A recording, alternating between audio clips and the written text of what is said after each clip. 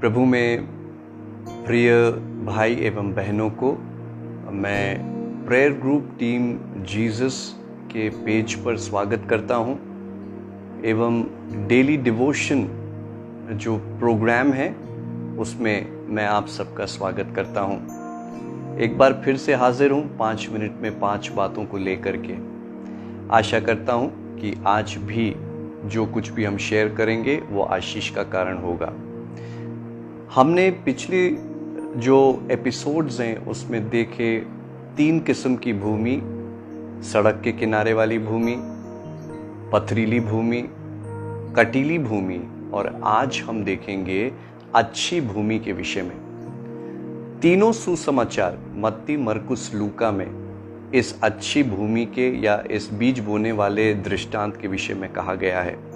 और अच्छी भूमि के विषय में ऐसा लिखा है कि ये जो लोग हैं जिनका दिल एक अच्छी भूमि के समान है, वो परमेश्वर के वचन को सुनते हैं, उसे रिसीव करते हैं और एक भले और उत्तम मन से उस वचन को वो रिसीव करते हैं।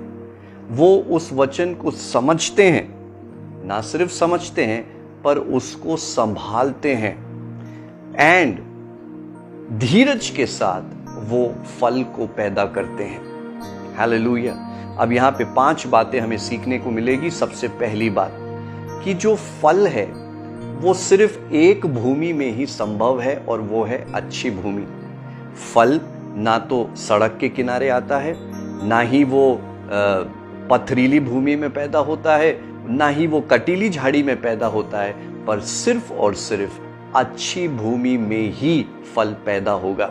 मेरे प्रियो, अगर हमारा हृदय उस अच्छी भूमि के समान नहीं है, अगर धन के धोखे के पीछे हैं, अन्य बातों के लोभ के पीछे हैं, चिंताओं में हम अटके हुए हैं, अगर हार्ड हार्ट है हमारा, सड़क के किनारे जैसा भूमि समान हृदय है, तो हम कभी भी परमेश्वर के लिए कोई फल नहीं ला सकते।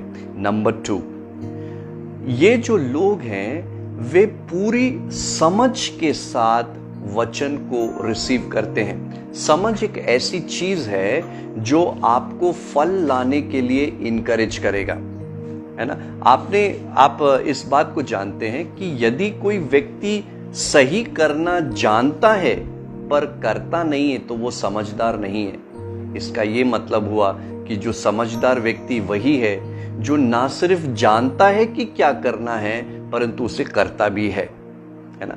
हम शुरुआत करते हैं हमारी इंटेलेक्ट से, जो कुछ भी हमारी बुद्धि है हम उससे शुरू करते हैं, परंतु इस बुद्धि के साथ हम ज्ञान को ऐड करते हैं, ज्ञान के साथ अनुभव को ऐड करते हैं, अनुभव के साथ हम पवित्र आत्मा की मदद से जब हम प्रेयर करेंगे, विश्वास के साथ प्रेयर करेंगे, तब जाकर के हम समझ तक पहुंचते हैं। और जब हम समझेंगे, सही तरीके से समझेंगे, तो फिर हम फल लाने की दशा में पहुंच पाएंगे।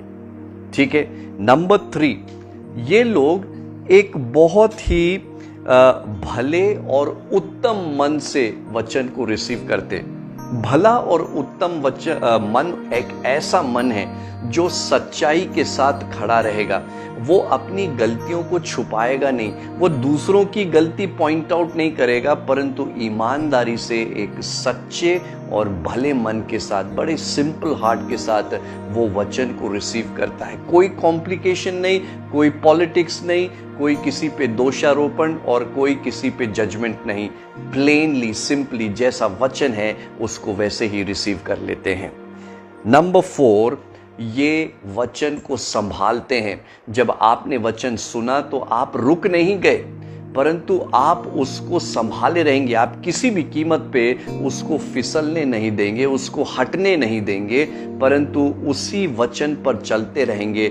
इसके द्वारा आप वचन को संभाल पाते हैं। और आखिरी पॉइंट ये है कि ये लोग विश्वास से और धीरज के साथ फल को लेकर के आते हैं। मेरे प्रियो, फल एक दिन में पैदा नहीं होता। गिफ्ट्स या वरदान आपको इंस्टेंटली मिल सकते हैं, परंतु जो फल है वो लंबे समय के अंतराल में हमको प्राप्त होता है। आज की सुबह मैं आपको इनकरेज करना चाहता हूँ, अगर आप प्रयास करते करते थक गए हैं तो प्लीज़ अपने धीरज को मत खोना, क्योंकि उसी स्टेट में अगर हम बने रहेंगे तो निश्चित तौर से हम फल लाने पाएंगे। God bless you.